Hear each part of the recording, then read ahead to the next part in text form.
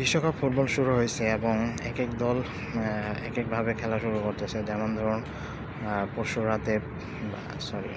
রাতে ব্রাজিল এবং মরক্কোর খেলা হলো, যেটা ব্রাজিল সমর্থকরা অনেক আশা নিয়ে বসেছিল যে তারা ব্রাজিল ভালো খেলবে, ভালো খেলে জিতে যাবে এবং তারা জয়ের ধারায় ফিরে এসে বিশ্বকাপটা জিতে নেবে। কিন্তু ব্রাজিল যেভাবে খেলেছে সেটা অবশ্য তারা এখন সামনে নকআউট পর্বে যে কীভাবে করতে পারে বা নকআউট পর্বে যেতে পারে কিনা সেটা এখন বলা মুশকিল।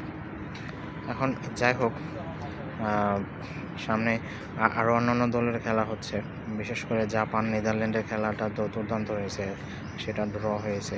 এবং ইভেন গত রাতে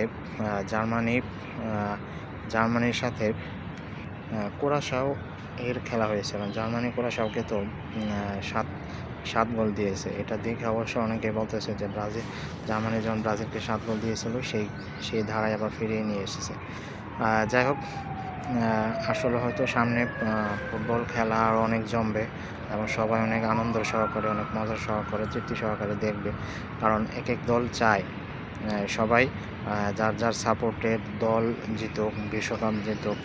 আর্জেন্টিনার সাপোর্টার আর্জেন্টিনা জিতে চায়, ব্রাজিলের সাপোর্টাররা ব্রাজিলকে চায়, স্পেনের সাপোর্টাররা স্পেনকে চায়, ইভেন আরও বিভিন্ন দেশকে যারা সাপোর্ট করে তারাও চায় অন্যান্য দেশ সেটা জিতুক।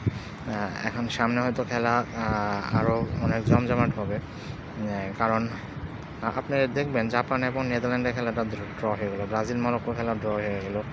এখন সামনে যে কী অবস্থা হয় সেটা অবশ্য খেলা দেখে বোঝা যাবে। এবং আর্জেন্টিনা এখনও খেলতে নামে নাই। আর্জেন্টিনা হয়তো পরশু সকালে বাংলাদেশ সময় 8টায় খেলতে নামবে। এখন সেই খেলায় যদি আর্জেন্টিনা শুরুটা ভালো করতে পারে, ইভেন যে কোনো দলই কোনো একটা বিশ্বকাপে যদি শুরুটা ভালো করতে পারে, তাহলে তার পরবর্তী ম্যাচগুলো অনেক সুন্দর হয়, অনেক ভালো হয় এবং তারা ভালো মতো সামনের দিকে এগিয়ে যায়।